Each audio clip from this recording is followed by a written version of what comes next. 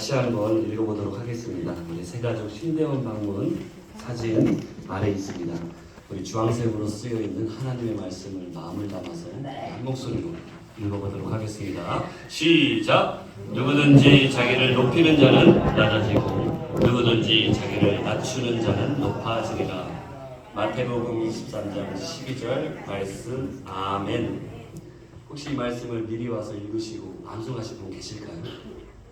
네. 우리 교회는 이제 매달 초에 이렇게 말씀 암송이 바뀌는데 미리 와서 차분하게 경건하게 하나님의 말씀을 삼으면서 미리 암송도 한번 해보시고, 일단은 네 글자는 확실하게 외웠잖아요. 누구든지. 그렇죠?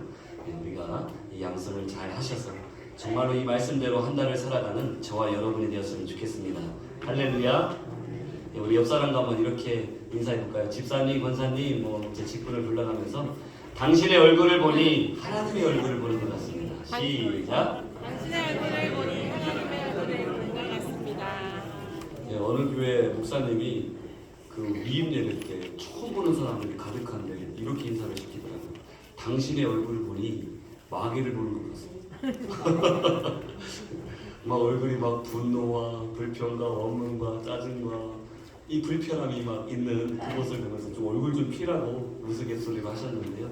오늘 야곱은 절체절명의 위기 가운데 형을 보니까 진짜 그냥 하는 말이 아니라 단순한 사탕 발림이 아니라 영혼을 끌어올리면서, 영끌이라는 단어 있지 않습니까? 영혼을 끌어올리면서 쌍둥이 형아를 보니까 가슴에 북받치는 마음에 형의 얼굴을 보니까 진짜 하나님의 얼굴을 보는 것 같다는 이 감정에 격하게 휩싸여 있는 야곱의 모습을 보게 됩니다. 사랑하는 성도 여러분, 우리 삶에는 예상치 못한 반전의 순간들이 늘 있기 마련인데요. 정말 우리가 생각지도 않았던 일들이 정말 반전이 일어날 때가 있습니다. 어떤 사람과의 만남, 오해로 멀어졌던 그런 관계들이 돌이킬 수 없을 줄 알았는데 그런 힘든 과거가 한순간에 잘 풀려지는 일이 일어날 때가 있습니다. 화장지 중에 제가 좋아하는 화장지가 있습니다. 잘 풀리는 집. 학원에도 보니까 수학 학원에 수풀림 학원이 많더라고요. 참 인생에 참 복잡한 수가 잘 풀리고 엉켜있는 삶의 매듭들이 잘 풀리면 얼마나 좋겠습니까? 그런데 내 힘으로 풀라고 애를 쓰면 쓸수록 더 많이 꼬이고 더 관계가 엉망이 되고 이제는 막 서로 얼굴도 보지 않고 사는 분들이 얼마나 많습니까? 그런데 그 엉켜있던 그런 관계가 한순간에 눈 녹듯이 풀리는 일들이 종종 일어나기도 합니다. 저는 어제 작은 반전을 경험했습니다. 저는 야구를 참 좋아하는데요. 하나 이글스를 좋아합니다. 여러분 시집 보낼 때, 특별히 장가들 때 하나 이글스 팬이면서 여성이면 볼 것도 없다고 그래요. 왜냐하면 맨날 지고 또 져도 팀을 배신한 적이 없어요.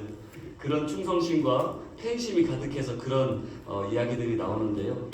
아무튼 저는 하나 이글스는 벌써부터 고사증이 있는지 위로 올라가기 싫은지 겸손한지 벌써 10개 팀 중에 10등에 안착했습니다. 늘 변함없이 10등을 즐겨하는 팀인데요. 그래도 저는 이 팀이 좋고 행복합니다. 하나 이글스 팬으로서 그럼에도 불구하고 스포츠 경기는 자주 보지 않습니다. 왜냐하면 자주 지기 때문에 그렇습니다. 결과가 뻔하고 또 지고 10점 차이로 이기고 있어도 질 것 같은 팀이에요. 좀 불안감을 안겨주는 팀인데 제가 좋아하는 팀입니다.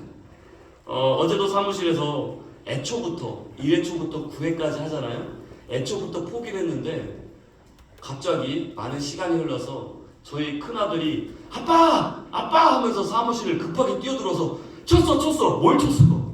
홈런 쳤다는 겁니다. 9회 초 투아웃에 주자 1, 2루 상황에 3런 역전 홈런을 쳤어요. 야, 매번 지는 팀이고 지는 게 습관화되어 있는 팀인데 간혹 이렇게 가뭄에 콩나듯이 팀이 승리를 안겨주었습니다. 저도 많이 기뻤는데요. 사무실로 뛰어서 외치기를 아빠! 문현빈이라는 선수가 9회 초 투아웃에서 역전 3런 홈런을 쳤어. 야, 우리가 복음을 전할 때 저런 기쁜 소식으로 전하면 얼마나 좋겠습니까? 여러분, 예수님 믿어보세요. 인생이 바뀝니다. 정말 좋아요. 그런데 쭈뼛거리고 왠지 내가 죄 지은 사람도 아닌데 예수라는 말이 목구멍에서 맴도는데 우리는 너무 좋은 건 분명한데 예수님 전하는 게 왜 이렇게 부끄러운지 몰라요. 사도 바울은 내가 복음을 부끄러워하지 아니하노니 이 복음을 전하는 것에 대해서 담대했습니다. 그리고 헬라인에게나 유대인에게나 담대하게 복음을 전했지 않습니까? 그런데 이 경기 결과를 보면서 저는 그런 생각을 했습니다. 정말 이길 수 없는 상황이었는데 그 한 방으로 경기가 완전히 바뀌었는데요. 그래서 야구는 9회 말 투아웃부터라는 말이 있습니다. 뉴욕 양키즈라고 하는 아주 유명 메이저리그 명문 팀의 요기베라라고 하는 선수가 희대의 명언을 남겼습니다. 끝날 때까지 끝난 게 아니다. 나라가 정치적으로도 많이 혼란스럽고 상황들이 그렇습니다. 어느 유튜브나 어느 신문에 어느 언론의 헤드라인을 보면 끝장났다, 다 끝났다, 난리 났다, 큰일 났다, 혼수 상태, 별의별 말이 다 있어요. 그래서 들어가 보면 기사를 읽어보면 아직 끝나지 않았고 아직 난리 나지 않았는데 사람들의 마음을 그렇게 자극하는 기사들이 참 많습니다. 여러분, 하늘이 무너져도 솟아날 구멍이 있고요, 반전의 역사는 있습니다. 동서남북 사방에 다 막혀있어도 하나님을 의지하면 그 안에 절망 속에서도 소망을 발견할 수 있습니다. 이 사실을 믿으시기 바랍니다. 한번 따라해볼까요? 끝날 때까지 끝난 게 아니다. 끝난 게 아니다. 내 인생이 끝장났다고, 내 인생이 완전히 무너졌다고, 처참하게 완전히 무너져 내려서 다시는 일어날 힘이 없다고, 절망의 한복판에서 가슴 치면서 오열하는, 산불로 인해서 망연자실한 분들이 얼마나 많겠습니까? 다시 일어설 힘이 없잖아요. 돈도 체력도 의욕도 삶의 맛도 다 떨어진 거예요. 그러면 그런 상황에서도 하나님이 만나주시면 일어설 수 있습니다. 하나님을 믿으시기 바랍니다. 오늘 본문이 그런 이야기예요. 야곱은 형 에서를 피해서 20년인가 형 눈을 피해서 도망을 쳤고 이제는 마침내 고향으로 돌아가는 길목에서 가장 두려운 순간을 맞이하게 됐습니다. 나는 죽었다. 나는 끝났다. 나는 진짜 끝날지도 몰라. 형이 복수의 칼날을 갈면서 잡히면 나는 죽을 수밖에 없어. 난 형한테 걸리면 내 인생은 완전히 끝나. 차라리 나만 죽으면 좋겠는데 내 사랑하는 아내, 자녀들, 몸종, 가족들 다 도륙당하는 건 아닐까? 형이 양심을 품었다면 그 화가 내게 미치지 않을까? 온갖 생각에 머리가 복잡해지기 시작하는 거예요. 그래서 나는 죽었다 하는 마음으로 형을 향해 나갔지만 그가 마주한 것은 시퍼런 칼날이 아니라 형의 따뜻한 가슴이었습니다. 진짜 그야말로 반전이었죠. 사람을 세울 때도 앞에서부터 뒤로 세우는데 도망치면 앞에서 도망치기 쉽습니까? 뒤에서 도망치기 쉽습니까? 맨 뒤에요. 자기가 가장 아끼고 가장 사랑하는 가족들은 맨 뒤에 배치했어요. 그 급박한 상황에도 야곱은 계산을 하는 거예요. 죽더라도 끝나더라도 나는 무너지더라도 내 가족, 내 사랑하는 사람은 살려보겠다고 하는 인간적인 본능인 거죠. 여러분, 미움으로 점철된 에서의 인생, 형은 그랬잖아요. 그런데 그를 다시 만났을 때는 대반전, 눈물의 제의를 하면서 미움이 아니라 눈물이었습니다. 이것은 단순한 형제간의 화해가 아니라 하나님께서 주도하신 은혜의 반전이라고 저는 믿습니다. 야곱은 정말 끝났다고 생각했지만 하나님께서는 그 놀라운 은혜의 자리를 연출하고 기획하고 준비하셨던 거예요. 할렐루야.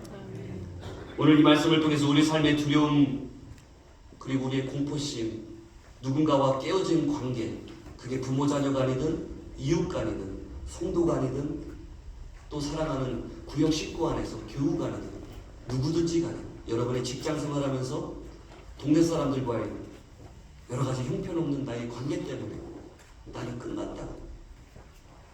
나는 소용이 없다. 그때에 하나님은 역사하기 시작합니다. 인간의 불행의 끝은 하나님에게는 희망의 시작입니다. 두 손 두 발 다 들 수밖에 없고 하나님만 바라볼 때 그때 비로소 하나님은 움직이기 시작합니다.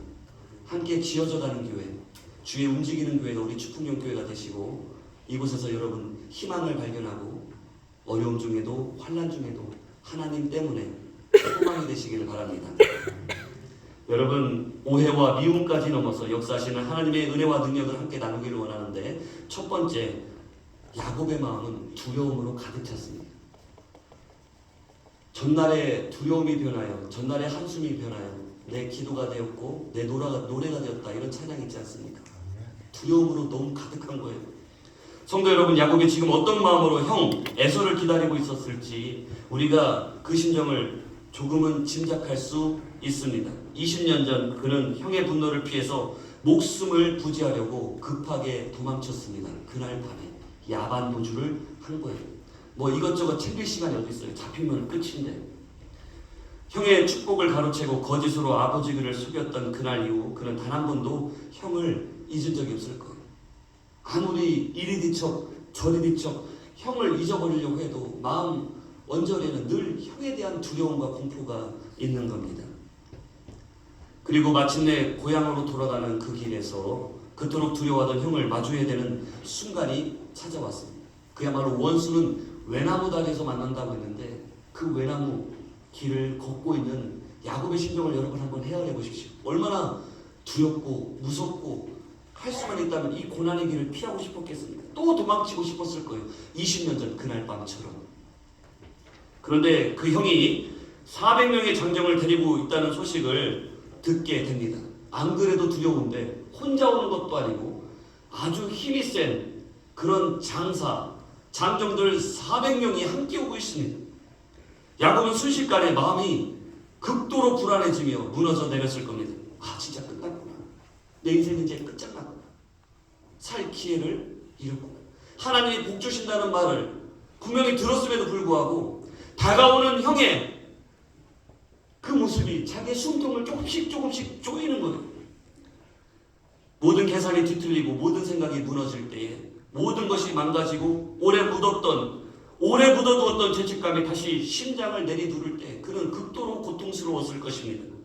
그래서 그는 가족들을 나누어 세웁니다. 몸종과 그 자녀들, 레아와 그 자녀들, 그리고 가장 사랑하는 자기 아내 라헬과 그 자녀 요셉을 뒤로 세웁니다. 왜요?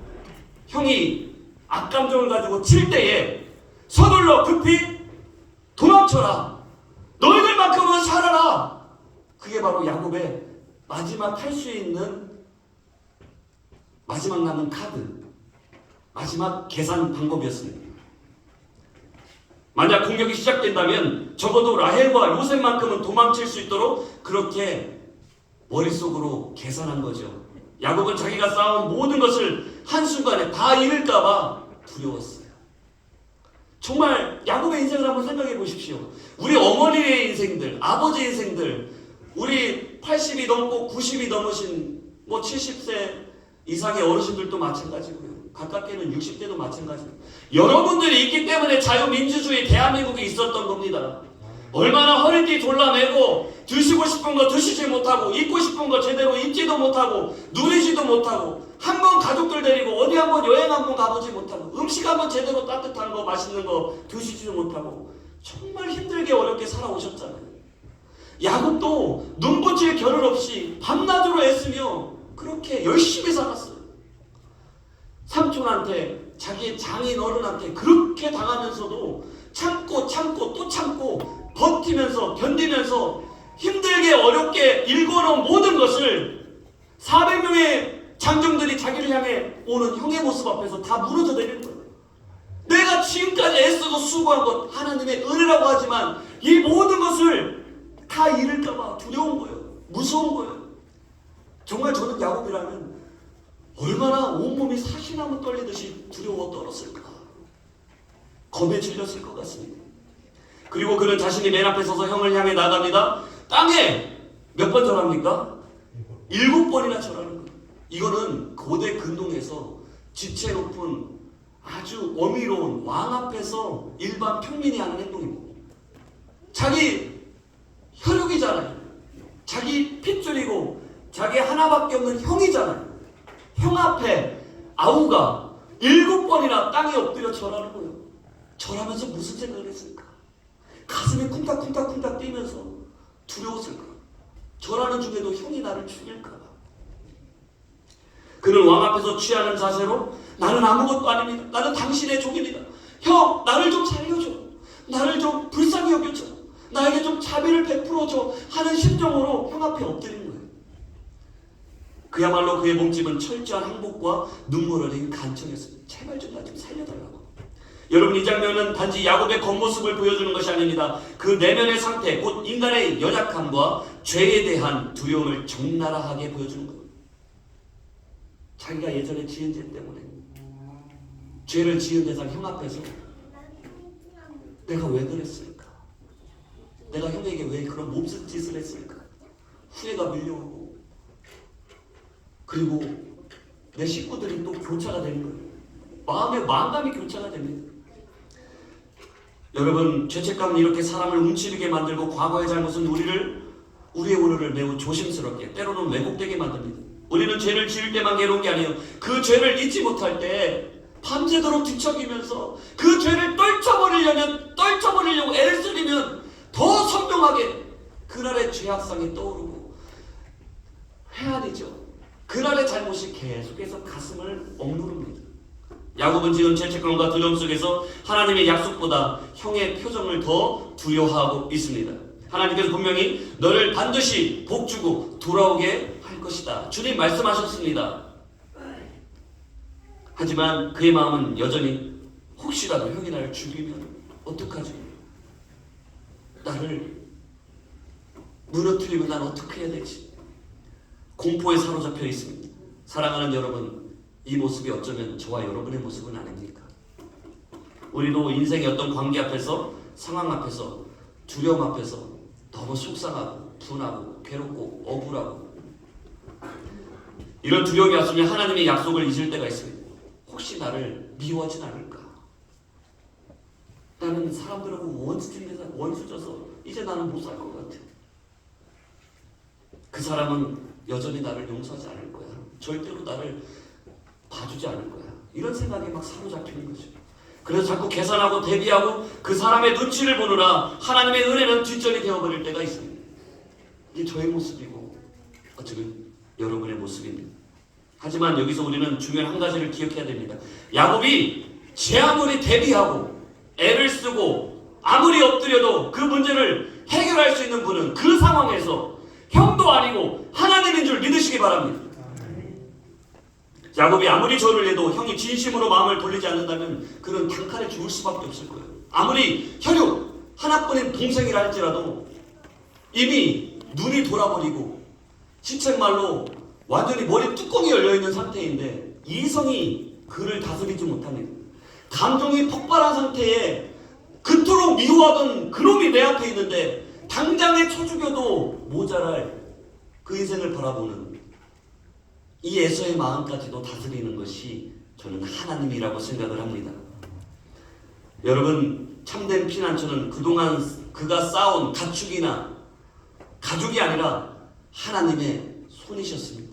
사랑하는 성도 여러분, 우리 인생에도 두려운 순간들이 찾아옵니다. 과거의 상처가 다시 떠오르고 관계가 틀어지고 해결되지 않는 그 문제 때문에 그 문제 앞에서 마음이 복잡할 때가 있습니다. 그럴 때 우리는 야곱처럼 머릿속으로 시나리오를 생각하고 어떻게든 상황을 통제해 보려고 안간힘을 씁니다.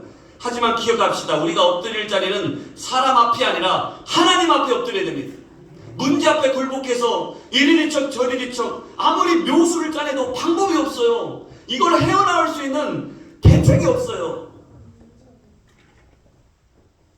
미국의 대형 산불이 발생했을 때 도로판에 그 수많은 소방 전문가들이, 소방대원들이 헬멧을 벗고 무력해진 자신들의 모습을 보여주기라도 하듯이 그 도로 한복판에 원으로 둘러앉아 고개를 숙였습니다. 산불 앞에 숙인 게 아닙니다. 화마 앞에 숙인 게 아닙니다. 이거는 사람이 할 수 없는 일을 하나님께 해달라고 기도하는 소방대원들의 마지막 단계였습니다. 여러분, 우리도 질병 앞에, 관계 앞에, 또 물질 앞에 마음이 확 무너질 때가 있습니다. 그 문제 앞에 여러분 무릎 꿇지 마시고 우리가 굴복해야 될 대상은 하나님입니다. 우리 하나님은 질병, 관계, 어떠한 복잡한 경제적인 문제보다도 더 크신 분입니다. 우리 삶의 문제는 언제나 찾아와요. 그 문제가 크냐 작으냐. 사람이 아무래도 재난을 막을 수 있습니까? 악마는 잠들지 않는다라는 책을 제가 읽어보니까 재난을 대비하기 위해서 애를 쓰면 악마가 잠시 주춤하지만 악마는 언제나 찾아온다. 그리고 그 재난의 현장에 우리가 여기 있다. 우리는 언제나 재난이 다가옵니다. 산불이든 교통사고든 질병이든 내가 당하면 100%예요. 남들 얘기지만 수없이 많은 사람들이 교통사고 TV를 보고 언론에 봐도 나와 상관이 없어요. 그러나 내가 작은 상처라도 입혀서 교통사고가 나면 내 이야기가 되는 겁니다. 행복도 마찬가지고 반대로 절망도 재난도 마찬가지예요. 언제나 고통과 재난은 우리 가운데 찾아오는 것을 우리가 부인하지 맙시다. 다만 그 고통과 절망의 한복판에 어려움 속에도 하나님은 우리를 버리지 않으시고 그곳에서 오열하며 망연자실한 인생 가운데 하나님은 찾아오시는 줄 믿으시기 바랍니다. 여러분, 그래서 정말 우리가 진짜 안전은 계산이 아니라 은혜 안에 있다는 사실, 오늘 이 말씀 앞에서 내 안에 있는 두려움을 정직하게 마주해 보시기 바랍니다. 여러분, 무엇 때문에 두려워하십니까? 무엇 때문에 떨고 계십니까? 무엇 때문에 고민하고 계십니까? 여러분, 우리는 두려움보다 더 크신 하나님을 바라보십시오. 사람이 아니라 하나님이 우리의 관계를 회복시키시고 오해를 풀게 하시며 상처 위에 은혜를 덮으시는 줄 믿으시기 바랍니다. 두 번째로, 눈물로 껴안은 형의 품은 알고 보면 따스한 하나님의 품이었다는 생각을 하게 됩니다. 얼마나 눈물이 났을까요? 사실 오늘 실시간 예배가 됐다면 제가 챗GPT를 이용해서 AI로 모네, 아주 유명한 화가 모네 스타일로 둘이 부둥켜 안고 울고 있는 모습을 그려줘 했더니 멋지게 만들어 놨어요. 그래서 이번에는 자신감이 뿜뿜해서 이걸 보면 많은 사람들이 설교의 은혜가 안 돼도 그림의 은혜가 돼서 한 번씩 클릭하겠구나 했는데, 아무리 제가 계산하고 계획해도 하나님의 방법은 오늘 지난주에는 인터넷이 안 되고 오늘은 버퍼링 때문에 안 돼요. 제 마음대로 되는 것은 여러분 하나도 없습니다. 아무리 사람이 계산해도 변수는 늘 생기게 마련이에요. 할렐루야. 그렇기 때문에 우리는 늘 하나님 앞에 겸손하고 또 주어지는 상황 앞에서 믿음으로 살아야 되는데요. 우리는 종종 이런 기대를 합니다. 내가 이만큼 낮추었으니 상대도 조금은 이해해 주겠지. 내가 이 정도 준비했으면 큰일은 없을 거야. 야곱도 그랬을 겁니다. 그런 마음이 들었다가도 아니야, 형은 나 죽일 거야. 온갖 생각이 왔다 갔다. 저 그림이에요. 잘 그렸나요? 제가 그린 건 아니고 AI가 그려줬어요. 저는 명령어만 쳤습니다. 요즘 이런 시대에 우리가 살고 있어요. 제 아내가 좀 센스가 있습니다. 뛰어납니다.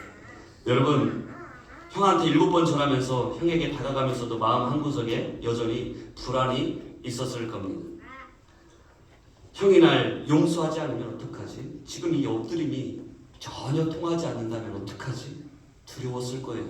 그런 두려움 속에서 숨죽이고 서 있던 그 순간 야곱이 마주한 것은 전혀 예상치 못한 반전의 은혜였습니다.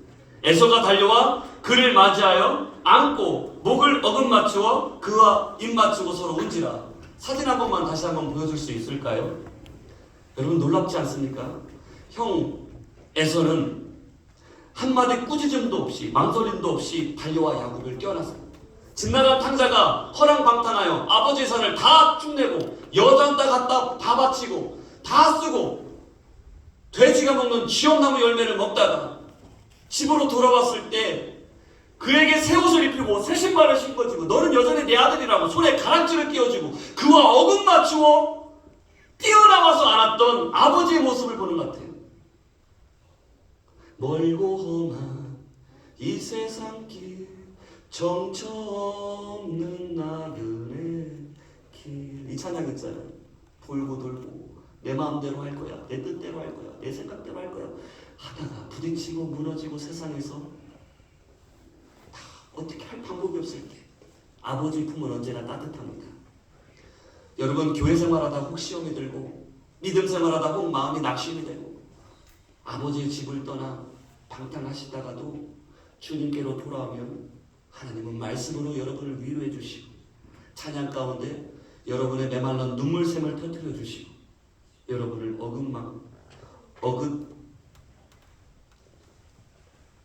그렇게 안아주시고 위로해 주실 줄로 믿습니다. 야곱이 그렇게 두려워했던 순간, 온갖 계산과 대비로 방어하던 그 순간, 모든 인간적인 예측과 시나리오가 완전히 무너지는 은혜의 반전을 경험했던 야곱이 눈물을 흘릴 때 얼마나 펑펑 눈물을 쏟았을까. 형에게 대한 고마움도 있고, 내가 형 정말 미안했어, 내가 그러려고 그런 건 아닌데 정말 내가 미안했어, 잘못했어, 날 정말 용서해 주는 거지, 정말 내가 미안해. 그러면서 자연스럽게 떠오르는 생각을, 하나님 감사합니다. 하나님 나 같은 인생을 버리지 않으시고 이렇게 화해의 기회를 주시고 은혜를 주시고, 이 모든 은혜 측량할 수 없는 이 사랑을 어찌 감당할 수 있습니까?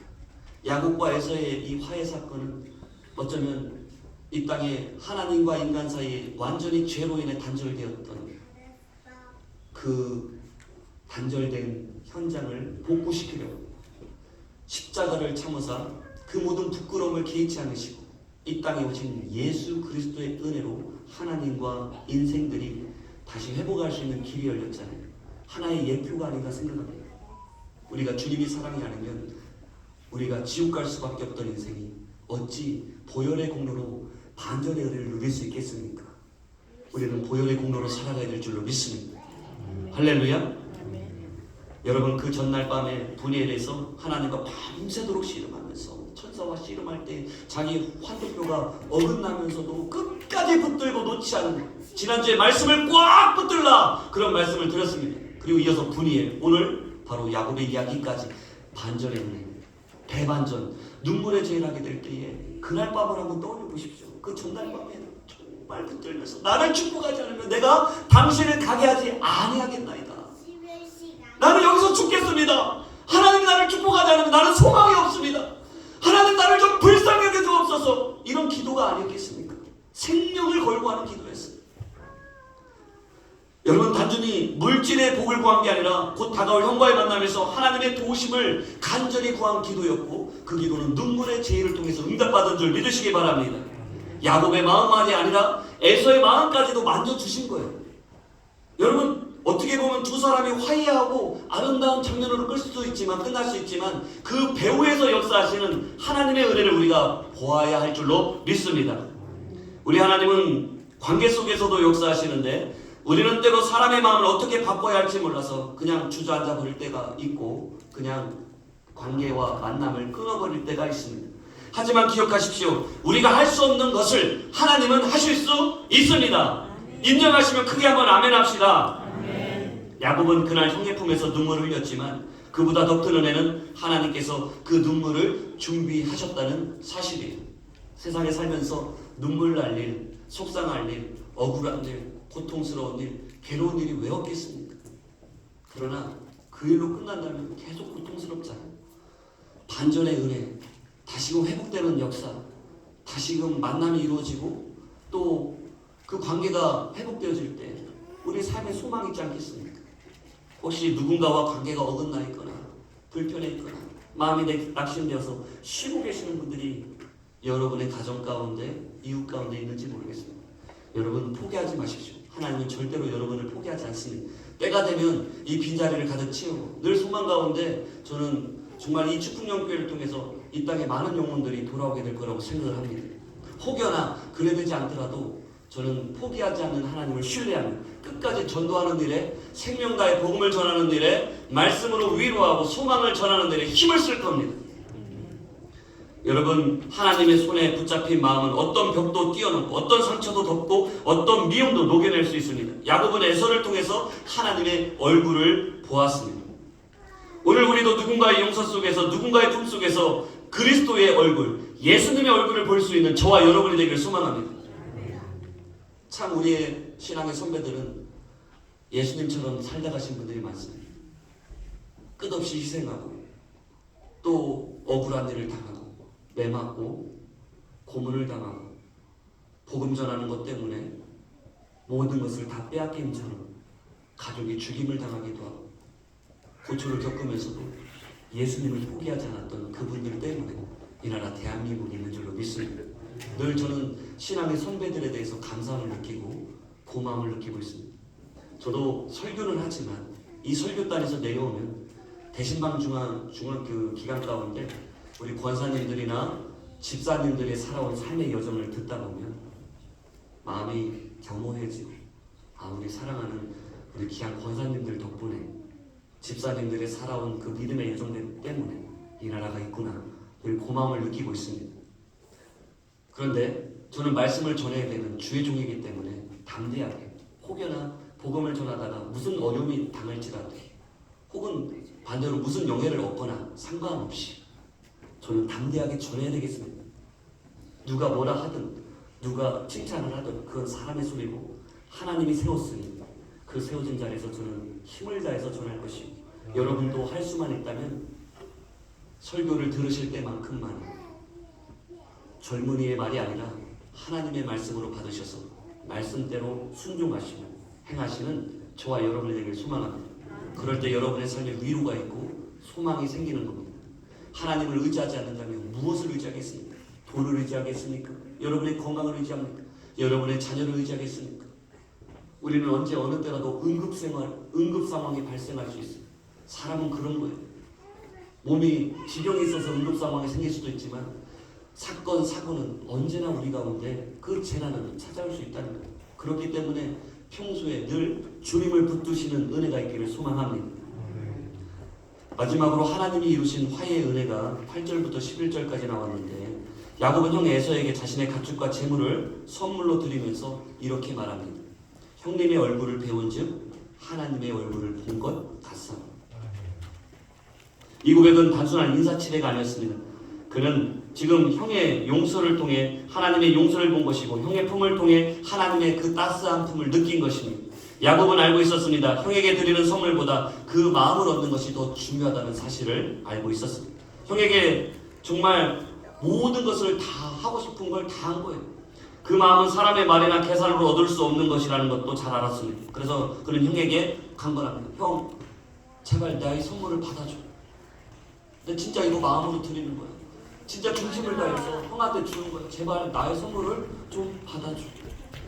그것은 마음을 사기 위함이 아니라 자기의 은혜, 자신이 입은 은혜에 대한 응답이었습니다. 형님, 나는 지금 죽을 수밖에 없는 인생이었지만 지금 형님 때문에 나는 살았고 내가 감히 형의 품에서 울 수 있고 내가 감히 하나님의 얼굴을 본 것 같아.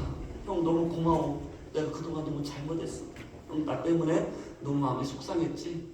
내가 정말 형 내가 너무했다. 이런 고백을 하는 겁니다. 여러분, 이 모든 회복은 야곱의 준비로 된 것이 아닙니다. 하나님께서 먼저 형 에서의 마음을 녹여주셨고 그의 마음을 부드럽게 하셨으며 또한 야곱의 마음에도 겸손함을 주셔서 두 마음을 주님의 은혜 가운데서 만나게 하신 겁니다. 할렐루야. 준비된 자가 기회를 얻습니다. 준비되지 않으면 아무리 축복의 기회, 은혜의 기회, 정말로 놀라운 역사의 기회가 와도 다 날려버리는 거예요. 야곱은 철저하게 그날 밤에 하나님 앞에 엎드렸고 바짓가랑이라도 붙잡듯이 절대 그 축복을 받기 전까지 놓지 않았습니다. 때로는 우리가 너무나 힘들고 없지만 그래서 어떤 사람은 기도를 중노동에 비유합니다.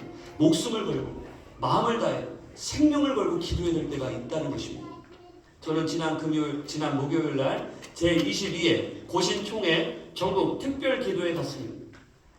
오랜만에 제가 있던 선지동산 그 새벽마다 기도했던 그 현장에서 다시금 원우가 된 마음으로 찬양을 하는데 그때의 그 첫사랑 그 은혜가 회복이 되는 것 같고 모르겠어요. 같이 가신 분들은 얼마나 많은 눈물을 흘리셨는지. 저는 옆에 신경 안 쓰고 애를 안고 있으면서도 찬양이 너무 좋고 말씀이 너무 좋고 기도 인도하시는 분이 너무 박력 있게 힘 있게 기도 인도를 하시니까 없던 힘도 생겨서 3시간, 4시간 동안 앉아 있었는데 김재신 권사님도 같이 가셨을 때 오랫동안 앉아 계셔서 힘드셨을 텐데 그래도 끝까지 함께 해주셔서 고맙고 저는 정말로 너무나 많은 눈물을 흘리면서 그러고 있잖아요. 막 실컷 울었는데 누가 보면 돌아가신 것처럼 막 울었는데 마음은 이상하게 기쁘고 즐거우고 있지 않습니까? 그런 은혜가 임하니까 참 너무 기쁘고 감사하더라고요. 할렐루야. 여러분들도 때로는 나라를 위해서 또 지역을 위해서 또 우리 이웃과 교회와 영혼을 위해서 눈물을 흘려야 될 때가 있을 겁니다. 그리고 그 눈물이 고통만이 따르는 눈물이 아니라 회복을 향한 눈물이고 하나님의 은혜를 경험하는 눈물이 될 줄로 믿습니다. 사랑하는 성도 여러분, 우리 관계 안에서 때로는 실수하고 후회하고 나도 모르게 누군가에게 상처를 깊이 주고 두려워할 수 있습니다. 그러나 하나님은 그 실패를 통과하여 은혜로 이끄시는 분이신 줄을 믿으시기 바랍니다. 그동안 헤어졌던 20년의 세월, 이산 가족의 삶을 살다가 다시 마주할 때의 그 은혜는 시퍼런 칼날이 아니라 따뜻한 품이 되었던 것처럼, 미움이 아니라 눈물로 채했던 것처럼 여러분의 삶에도 정말로 하나님을 다시금 찾고 하나님의 품 안에서 위로를 얻고 세상에 줄 수 없는 참된 평강과 은혜를 경험하시기를 바랍니다. 여러분, 마침내 그 얼굴 위에 하나님의 얼굴을 보게 하시는데 야곱이 바라보았을 때의 형의 모습은 살기등등한 얼굴이 아니라 세상 어디도 없는 가장 아름답고 멋지고 하나님의 얼굴, 천사의 얼굴을 보는 듯 했습니다. 여러분들에도 그런 일들이 일어나게 될 줄 믿습니다. 이제 말씀을 맺습니다. 사랑하는 성도 여러분, 야곱은 끝났다 생각했습니다. 모든 것을 빼앗겼고 이제는 형에게 철저한 응징과 벌을 받아야 된다고 생각을 했습니다. 하지만 하나님은 그 순간 눈물로 껴안는 품을 예비하셨습니다. 이게 바로 하나님의 품이요 또 어머니와 같은 교회인 줄로 믿으시기 바랍니다. 여러분의 구역인 줄로 믿으시기 바랍니다. 야곱이 준비한 것은 두려움이었지만 하나님이 준비하신 것은 은혜였습니다. 늘 찬양하잖아요. 모든 것이 은혜, 은혜, 은혜, 한없는 은혜. 하나님의 정말 말할 수 없는 은혜. 저는 어제 야구장에서 일어난 그 작은 반전의 역사를 통해서도 그렇게 기쁘고 즐거운데, 여러분 9회 초 투아웃 모두가 포기한 그 순간에 홈런이 터졌고 결과는 완전히 뒤집혔습니다. 삼성 라이온즈 팬들이 있다면 죄송합니다. 거기 있는 팬들은 한순간에 얼어붙었어요. 2시간 넘게 이기다가 5분 만에 져서 반전으로 졌어요. 팀이 패배했어요. 하나 이글스는 매번 2시간, 3시간씩 끌려다니다가 늘 져요. 근데 어제는 이겼습니다. 우리 삶도 때로는 맨날 지는 것 같고 또 패배하는 것 같은데 이기게 할 때가 있습니다. 주님을 의지하시면 이기게 하십니다. 할렐루야. 아멘. 끝날 것 같았지만 끝이 아니었고 오히려 새로운 결과가 시작된 순간이었던 것처럼 여러분의 삶이 이제는 내가 80이 되고 90이 다 되어가서 몸도 고장나고 여기저기 안쑤신 데가 없어서 나는 끝났어. 나는 이제 늙은이야. 나는 아무 힘이 없어. 소망도 없어. 그럴 때에 가장 약할 때 강함 되시는 주님이 저와 여러분 가운데 함께 하실 줄 믿으시기 바랍니다. 하나님은 살아계시고 하나님은 힘이 많으시고 하나님은 능력을 베푸시는 분이십니다. 그분이 저와 여러분을 외면하지 아니하시고 여러분에게 힘을 주시고 소망을 주시고 이 험한 세상 가운데 위로함을 주시고 따뜻한 품이 되어 주실 줄로 믿습니다. 여러분, 야곱의 이야기도 그랬습니다. 그의 인생도 관계도 은혜 안에서 반전되었습니다. 그리고 지금 이 자리에서 예배드리는 우리의 삶에도 하나님은 그런 은혜의 반전을 준비하고 계십니다. 사랑하는 성도 여러분, 혹시 지금 관계의 두려움 속에 서 있습니까? 이제 나는 끝났다라고 생각하고 계십니까? 그 자리에 은혜가 기다리고 있으시기를 여러분 믿으시기 바랍니다. 사람이 아닌 하나님을 바라보십시오. 제가 사람의 종으로 여기 앞에 서 있다면 여러분의 비위를 맞추고 여러분 한 사람 한 사람에게 딸랑딸랑 하면서 여러분의 모든 필요에 눈을 기울일 겁니다. 그러나 적어도 저는 여러분에 비해서 많이 연소하고 젊은 편입니다. 시골이니까.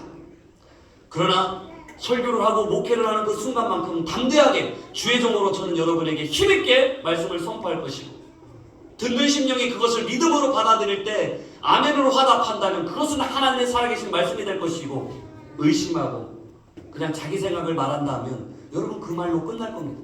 그러나 진실로 여러분에게 이릅니다. 하나님의 말씀으로 받으시고 하나님은 여러분에게 준비하는 것이 두려움이 아닙니다.